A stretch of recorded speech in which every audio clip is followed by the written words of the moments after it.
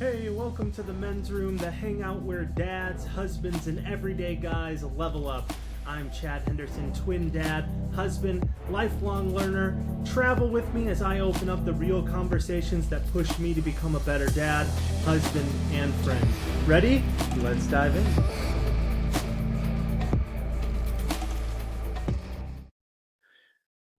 Welcome back to another episode of the men's room. Dr. Taylor Reed joining us. Dr. Reed, thank you so much for making time for me. Absolutely. I'm excited to be here. I'm excited to talk to you. So, I told you one of the premises of what I'm trying to do is to talk to folks who have reached their dream. And Taylor, I knew you when you were an undergrad student at Loyola University Chicago. I had the privilege at that time of supervising you while you were a resident assistant. You were pretty young on that team, but you always had the goal of doing exactly what you're doing now. So I just wanted to capture that moment first of all and catch up with you and let some other folks learn along the way. How are you? I'm good. Yeah, so you were my first RA boss. Yep. I was an RA for 3 years, Yep. but Chad was my first. And so, yeah, I mean, I was 18, 19 at the time. So That's it's been a crazy. while. Yeah. And at Yeah. that time I was in my first professional position, so I would have only been 24. So still was trying to figure out what the hell I was doing as well Yeah. at a very chaotic little campus we had there. That's so funny because back in the time, like you were just such like the adult to me, you know? And now Yeah. you were 24. I That's was funny. 24, just trying to figure out life. I was done with Nice. Loyola before I even turned 27. So it's kind of Oh. crazy. It's kind of crazy how it all works out. But I feel the same way. Sometimes I'll think about something my parents went through and I'm like, oh, you were only 30? Like, oh, that makes more sense as to why you didn't do it. You didn't Yeah. even know what you were doing yet either. Oh my gosh.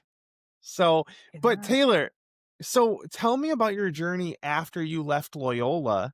You took you had mentioned before you took a little longer maybe to get where you are, but tell me about Yeah. what that journey was like. Yeah. So I would say since I was like 7, I said I wanted to be a doctor. There's no one medical in my family whatsoever. I just loved math and science and medicine. And I used to wake up early to watch the Discovery Health Channel. I was like a total nerd. I loved it though. And so when I was at college, what I would consider pretty average. I was doing well, but the pre-med advisor at the time was basically like, if you don't have a 4.0, you're never going to get into med school. And so I felt like I was kind of trapped. And so I decided to do a master's program. And I went to Boston University after my time at Loyola in Chicago. And I did a master's program that was specifically made to basically increase your application for medical school. Okay. Loyola was like this lovely Jesuit home that I just felt like so supported and loved at all times. And then I went to Boston University. No shade against BU, but it was like a very intense master's program, and their job was to get you into medical school, and that was it. And I had a good track record of that, but it was probably the most like terrifying year ever. Um, I worked so hard that year. You were in the same classes as the med students, and it was intense. But I actually felt farther from my dream at that point because I thought that this whole point of that was to get me closer to it. And I was like, wow, this is awful. Do I still want to do this? Yeah. Um, so I was living in Boston, loved Boston, but it's very expensive. So I said, I better find a job. So I started working in research and actually worked at the time, it was Brigham and Women's Hospital, which is one of the two main Harvard hospitals.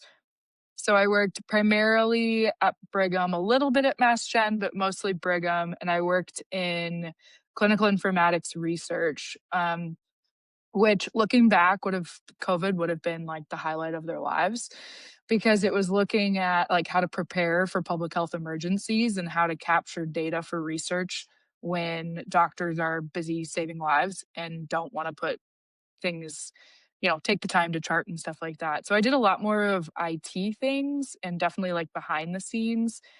It was very fascinating. I enjoyed it. But I wanted to get more clinical. I realized, I was like, I thought I wanted to be a doctor, and I want the patient side of things. So I ended up transferring to Northwestern in Chicago, and I worked there for research and was more clinical. And I realized, okay, I miss the patients. I like the patient side of things and being involved there. And I hate research. Like it's not a Yes. informatics or a clinical thing. Like I was like, no, I still want to be a doctor. So that was kind of the final, what I call like my final push. And I had great teams at both these places, but it made me realize like that 1 year that I thought kind of destroyed my confidence in wanting to be a doctor, like I couldn't let it. Yeah. So I applied to med school. I got into, I don't know, over a dozen places and got to pick where, like, I was very fortunate, got to pick where I wanted to go. I had always wanted to work in underserved areas, and a lot of my experience so far had been in urban underserved, and decided that I wanna try something different. I went rural, middle of nowhere, Eastern Kentucky, touching West Virginia, had never been there in my life, um, and loved it, and so decided I chose emergency medicine. Got my first pick for emergency medicine residency, so I'm in Southwest Nice. Michigan right now. You gotta As get the you mitten do. out. You gotta get the mitten out. And it's been wonderful. So I'm originally from Chicago suburbs. I'm like 2 hours from there. I get to see my family when I want. I'm super happy here. I It's crazy that I'm like trusted with patients' lives, and I love it every day. It's always something different. I just signed my first, what I call my real job. So I signed my first attending job, which will start in June. I close on a house Congratulations. Monday. So it's like a very exciting time. But yeah, I think about it. Like I feel like I've been chasing this dream since I was 7. And, in my mind, getting into med school was kind of getting there. But now, you know, med school is over, residency, I'm wrapping up, and, like, we're there. Yeah. Amazing. Well, Yeah. first off, what Yeah. an incredible story, and so much of, I mean, like, you did a great job of explaining the ups and downs, and, like, I also know just from watching you along the way that, like, you had a broken leg that seems to have impacted, like, every single thing you Yeah. do everywhere for a while, and just as I think about all the things that you just said in order to get to what you're closing on Monday and starting this first job, as I sit here, I just like, I think about like what is the grit and determination that exists in a person that you were like, listen, nothing's gonna stop me. Like I'm doing this thing. Like you have to have that. Yeah. I can go back, so I will say, like, my support system has been huge. So my parents are for sure, like, number top tier there. And I have 2 older brothers, and my mom always said, "Whatever the boys can do, you can do." There was never this, that was like she grilled that into me very young. Yeah. Um, but then also, I feel like I'm a big planner, and I can't tell you what I'm doing tomorrow, but I'm a long-term planner. I still remember Loyola had, like, the 4-year planner that you could print off on their website to, like, make sure you hit all of your, um, like, gen ed requirements and stuff like that, and I switched majors, like, 5 times in college. Not like, same end goal though, but I would always make sure that anytime I switched something that I was gonna graduate in 4 years. Oh yeah. And so I think for me, it was always, I don't know, I've heard the phrase like life is, it's not about the end, it's about the journey. But for me, I knew like the end is, this is where I wanted to be. And that I was okay with, there's things are gonna happen. And my plan was not going to go, when I was growing up, I was thinking like, "Okay, I'm gonna go to undergrad, I'm gonna go into med school, and I'm gonna be a doctor by the time I'm 25." And it's not the case. And there was definitely some people whose opinion were like, "You're getting older. Do you really want to do 4 years of med school, That's 3 what I years was of gonna ask residency, you. like, that's a lot of debt and things like that. My response was, "I'm turning 30 regardless, I might as well be 30 and a doctor." Yeah. Um, so, yeah, I'm 33 now, and I still consider myself, like, not having a real paycheck. Residency is Almost. I know, but I said I was like, "I'm gonna turn that regardless." I would rather keep pushing and doing like, the numbers are gonna happen, the ages are gonna happen, and I would rather do what I want to do with my life. Yeah, 100%. That's so beautiful. Isn't it funny how quickly in life we go from being like the young person who just like is trying to seem older to like feeling like you're the older person in the room or the veteran? Like you mentioned to me that feeling when you got to Loyola, you were only 18 now or 19 and an RA, right? Like and I remember I had a similar experience, but then like you said there got to a point where you kind of did it a little later, and so you said I'm kind of like the grandma in the Yeah. doctor group. Like, tell me about just that's such an interesting switch that I think universally we can all understand in different ways. What's that been like for you? Yeah, so I was always the youngest in the room, growing up, and I think, like, the grandma soul has always been there, like, even as an RA, my residents Yeah, called that's me fair. Mama Tay, and so I Yeah, think, like, spiritually, it's always been there, but I do feel like there's almost been a sense of, like, trying to prove myself of, um, being that younger one in the room and still having that confidence and ability to like, mesh with all those different ages and groups and things.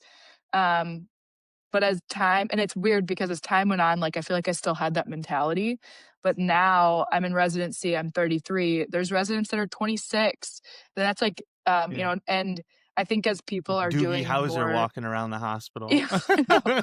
There's one of us that's 40 and all of us, like, jokingly, we're like, "Do you have AARP yet?" Like, "Do you" Yeah. Oh yeah. um yeah, but so it's been very interesting because I think in my mind, I'm still like, I'm the baby of the family. I'm the only girl, the youngest daughter. Like, there's still that mentality, but then also it's like, no, I'm actually like the old one in the group here.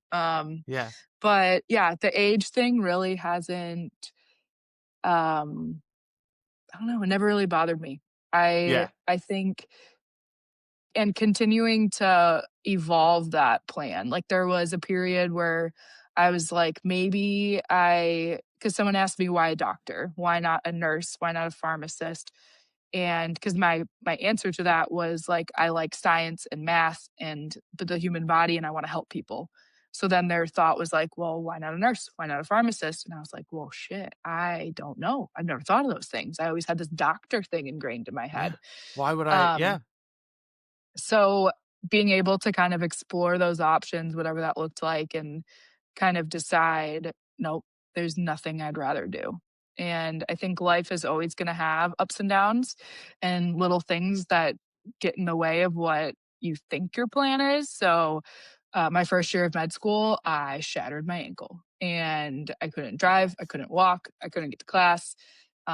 Thankfully, COVID happened and my mom was working fully remote. And so my lovely mother moved to rural Kentucky and fed me, did my laundry, took care of my dogs, like did everything so I could still stay a student and not Wow. have to postpone any of that. But I mean, I had 6 surgeries on my ankle over 3 years and it also but at the same time I think there's always something to take from experiences and I was in rural Kentucky needing care and it became a point where I had to travel 2.5 hours each way to see an ankle surgeon. Yeah. And That's so what I I was think that watching. I mean, I was yeah. watching and like, at first I saw that like you got hurt. I remember seeing that. But like, people get hurt. Like I knew it was a Yeah, and thing. But you bounce then back. like you kept having to go Yeah. back and the surgery would have to be redone again. But, that challenge just it could have given you the excuse to like take time off. It could have given you the excuse to like put it off. Especially with what you were talking about was already in your ear. but you didn't, and that's just so beautiful. So tell Mhm. me, tell us, what is it? You're an emergency room doctor, so tell me what that Mhm. looks like. Yeah. So it's interesting how I came to that too, because I don't know if you remember Christian. He was an RA in I another do. building. Oh, yeah. So he went straight into med school. And so when I was actually working at Northwestern, he was already an ER resident. And he was a first year ER resident, and he would come home telling me all these stories. And I was like, yeah, I have dogs here. No big deal. And I said, I could never be an ER doctor. I always thought for me, like continuity of care is what I wanted. I wanted to, because I Oh, would yeah. tell him, I was like, well, what happened to those patients? And he's like, I don't He's know. like, They went "I don't upstairs. know." And I straight up told him, I was like, I could never do that. And then I got to med school and I started trying things and I realized that there's nothing I like more. I love the Yeah. ER. So the ER, people come in with everything. And I think a lot of people have this glorified, gory version of the ER in their mind where everyone comes in dying. You would be shocked how many people come in for silly things. You Oh, I know, would not be, No. yeah, it's, I would say 60% of our visits could be done by primary care. Yeah. But we have a huge primary care shortage, and I could go on a whole soapbox about that. And especially in certain areas, it's really in not rural feasible. in rural Yeah. America, which is where you're going to now spend your Yep. first job on the outskirts, quite a ways. I struggle to call LaSalle an outskirt of Chicago. It's out there, but No, it's out there. but Yeah. rural, that's how people find they may not have a primary doctor, right? So you're getting the Yeah. gamut. Yeah. So I do a lot of primary care.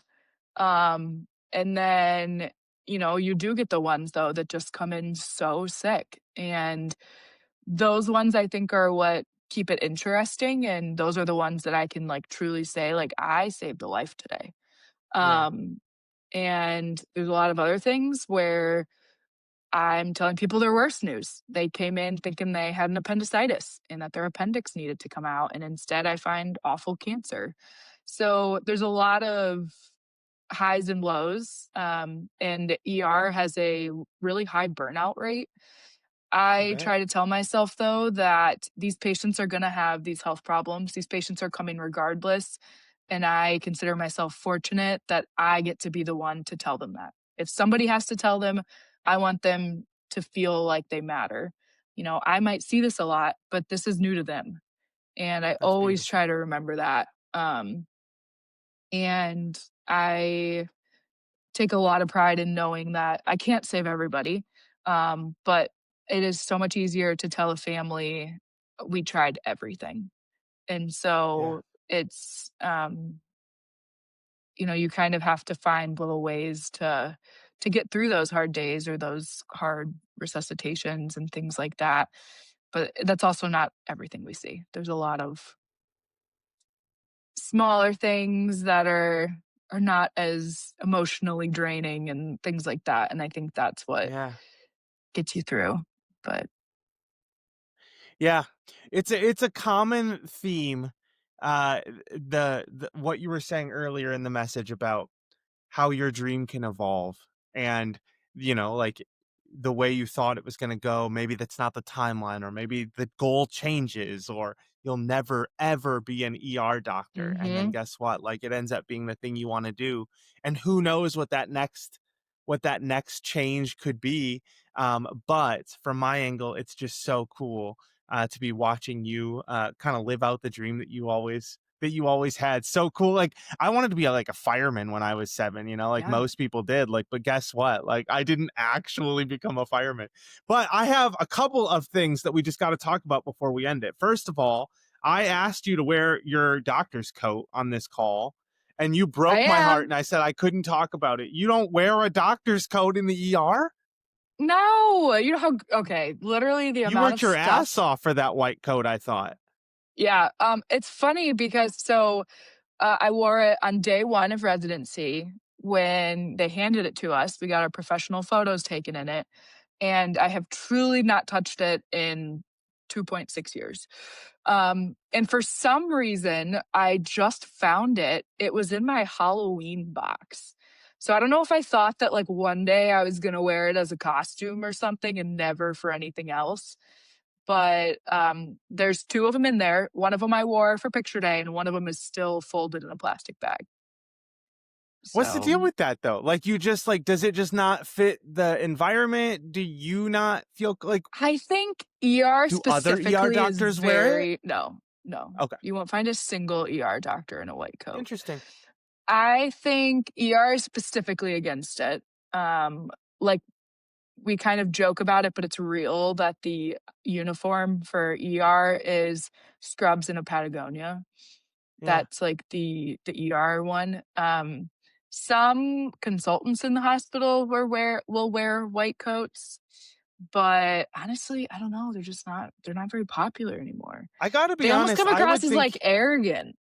that's what I was gonna say. I would think that as a member of the ER team, if I was just in there knowing what y'all go through, the type of news you have to deliver, the trauma bonding that you have to have, like you Mhm. guys are a team, it really would help, I would think, if it's just like everyone knows their roles. We all trust each other to play our roles. We don't need that element to add and even yeah, it makes sense to me once you said it, but I'd still like if I worked my ass off like you did, I'd wear it like around the house. Like you'd be I catching mean, me I like have a eating badge popcorn, that watching says Netflix. doctor. Yeah. Okay, just wear that. That's fine. Yeah, that's Yeah. fine. I have the Maybe the paychecks doctor. will help in the future. Yeah. I do wear my badge that says doctor with pride. That's beautiful. Um, That's and but beautiful. yeah, just a quick comment on the teamwork thing. Like that, I think has been one of the other things that I think is so important, and my mom kind of instilled this in me as well, is my mom started off as a secretary for many years. And, you know, my mom moved her way up to executive in um she worked for like a trucking company in IT and things, but she still always said, like, you know, on interviews, I asked the receptionist who checked them in, were they nice to you? Because it's so much about the team. You can't do anything without it. And while I was in my trying to figure out my life stage, during college, I became a certified nurse assistant and worked in a dementia nursing home for a couple of summers. And, you know, we jokingly call that the butt wiping. And it was. It's very hands on. It's very the grunt work of medicine, but I think it has taught me so much about but that place wouldn't have survived if I didn't do that. And it has given me such a great perspective now as a doctor. I know every one of the techs and nurses by name. The EVS, our environmental workers, like our hospital literally would not run without everybody. Um, and yeah, it's funny you said trauma bonding because that is so real. So Yeah. real. Well, it's so beautiful, and thanks for sharing it with me and coming on here. And I'm so proud of you. Keep up the excellent work. Maybe we'll have you on in the future to talk more about what it's like. Any last advice you would give to folks? I think it is so important to not let hiccups come across as roadblocks. There were so many times that I could have gone different. You know, one person who had the title of a pre-med advisor told me I would never go to med school, and that could have been enough, and that was enough for some people. Um, After that first year of grad school, when I felt so defeated, I failed anatomy my first year of med school and had to repeat it over the summer. And it was, and I think I actually was just talking to someone about it. There are things to learn at every point, whether that was a bad experience, a good experience, experience that you think has nothing to do with your life. There's always something to gain from that. And it might look like a big roadblock now, but I can guarantee you if you get over that hump, it will be worth it. And you will look back on it and realize like that hump taught you something. And I think you can always apply that to whatever it is. And if your goal pivots, that's okay. But I think continuing to move forward with whatever that looks like will always be worth it. That's beautiful. That's beautiful. Taylor, I'm going to leave it at that. Dr. Taylor, thank you so much. Everyone, please like, subscribe, do whatever, share it. And we appreciate you joining us today, Taylor, and we will talk to you all soon. Thank you. Thanks, Chad. Bye. Thanks for joining us in the men's room. We hope that our conversations leave you feeling empowered, less alone, and ready to show up as a better husband, father, and friend. The Men's Room is proudly brought to you by Chad Henderson Coaching, your home for honest support, real life coaching, and a community that gets it. If you're looking for more ways to grow, or if you're curious about how personal coaching can help you step up in life, head over to CoachChadHenderson.com. Until next time, take care of yourself and those around you, and remember, the door is always open here in the Men's Room.